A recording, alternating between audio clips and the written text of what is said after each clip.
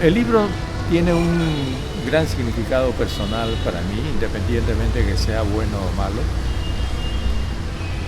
porque es lo que yo considero la parte crucial de mi vida y sobre todo una época de compañerismo con muchos amigos y compañeros de estudio que ya no viven, que sacrificaron su vida en aquella época. Entonces, en realidad el libro quiere ser el homenaje a una generación, a la generación del 65.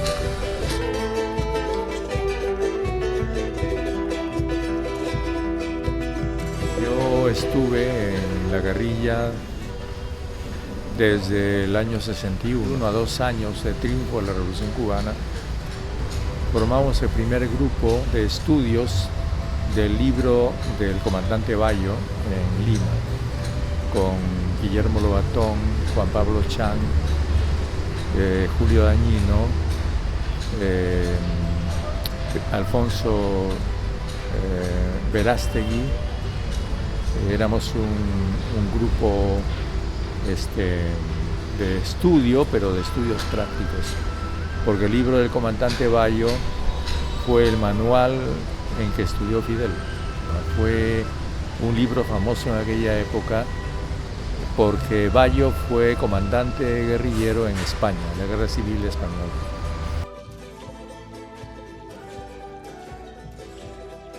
Y empezamos a entrenarnos por nuestra cuenta todo el año 1961. A fines de 1961 ya viajamos a Cuba a las escuelas militares. Y a fines del 62, obligados por el bloqueo, tuvimos que ya viajar a Bolivia para poder entrar clandestinamente al Perú. Es a comienzos del 63, en marzo, que se produce la muerte de Javier Heró en Puerto Maldonado.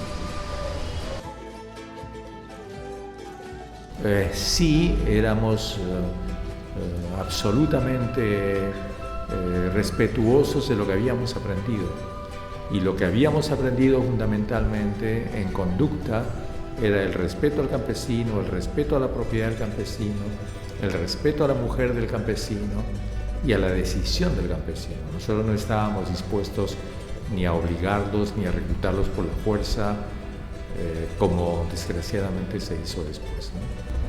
Yo creía que los campesinos peruanos podían ser capaces de tener sus propios líderes, como efectivamente ya los tenían en aquella época, pero que esos líderes no fuesen solamente líderes campesinos en términos comuneros, sino también militares, cosa que me parecía sumamente posible porque en aquella época, como todavía hoy día, los campesinos eran los soldados. Entonces yo creía que esa desigualdad, esa discriminación podía ser aprovechada en términos revolucionarios, es decir, si había en el campo mucha gente con formación militar, justamente esa gente podía ser la protagonista de su propia historia. En otras palabras, yo no pensaba que nosotros fuéramos líderes. No podíamos serlo porque éramos gente de la ciudad. Quienes tenían que serlo eran los propios campesinos.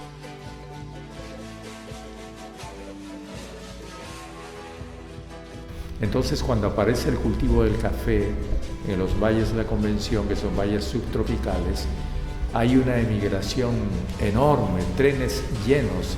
Estoy hablando del año 58, más o menos, quizá un poco antes. Trenes llenos de gente que viajaba huyendo del hambre de Puno hacia la Convención, donde estaba la riqueza, donde estaba el café. Estos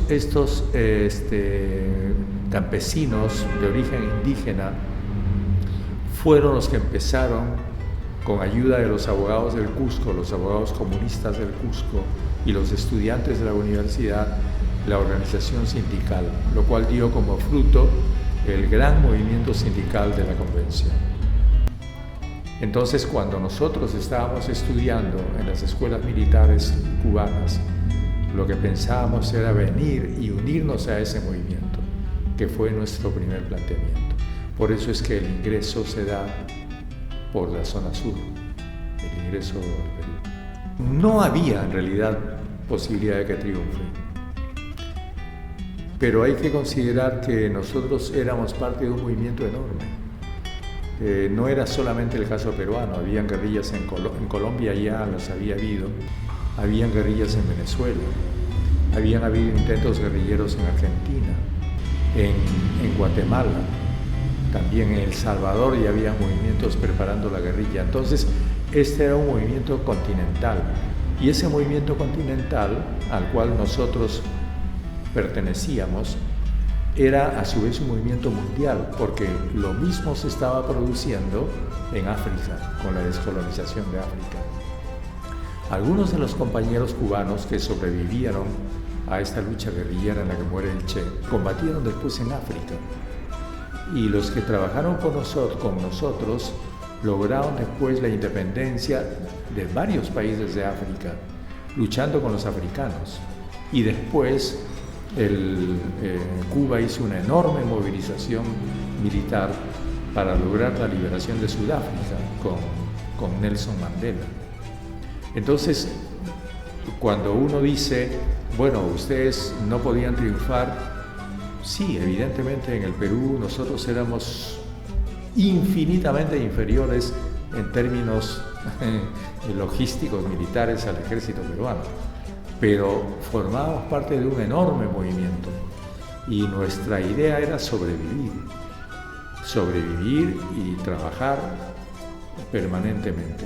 Bueno, nuestra inexperiencia militar hizo que fuésemos capturados y muchos de los compañeros fusilados, asesinados. Entonces, en esos términos, el primer movimiento guerrillero del 65 fracasa. Por supuesto, nosotros en aquella época no podíamos soñar ni que iba a haber una revolución militar que en parte tome las banderas nuestras, ni tampoco, obviamente, que en el año 80 se iba a producir una especie de guerrilla terrorista que iba a convertirse en una pesadilla para el país.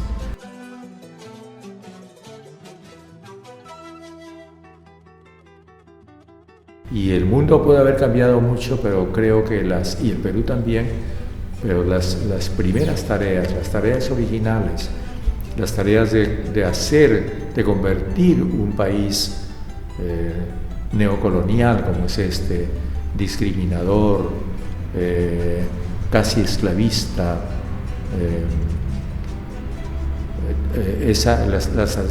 las tareas de cambiarlo y abrir las puertas para que pueda convertirse en una sociedad verdaderamente democrática, no dictatorial, no burocrática, verdaderamente democrática, creo que sigue siendo una tarea para todos nosotros y para las generaciones actuales.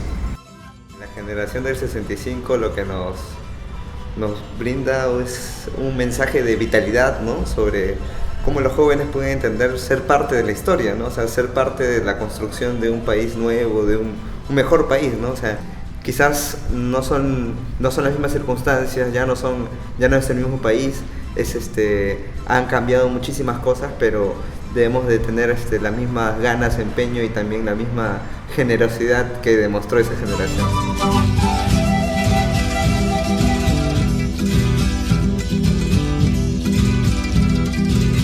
Yo ahora veo para mi satisfacción una suerte de renacimiento, es decir, que la juventud de ahora, de estos años, estamos hablando del año 2015, es una juventud que vuelve a soñar, que vuelve a pensar en el futuro.